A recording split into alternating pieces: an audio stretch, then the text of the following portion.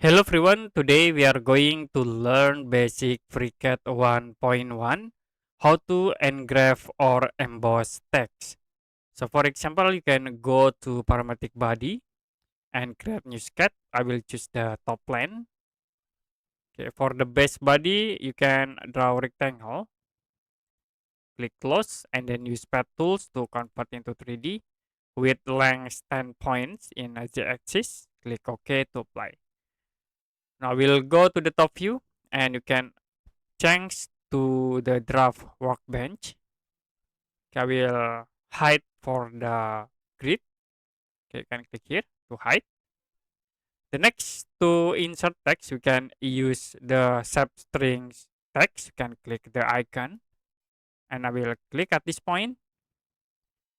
You can set for the global Z into 10 point because we extrude the object into 10 points for the thickness. And for the text name, you can click here. We set into example.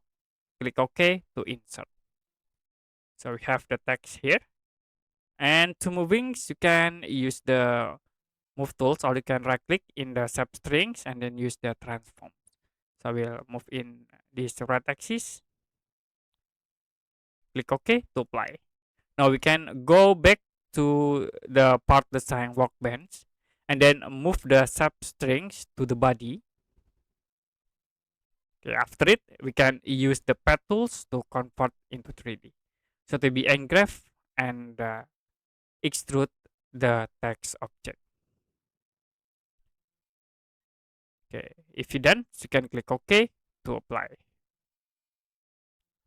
Okay, that's it for basic FreeCAD 1.1, how to engrave or emboss text.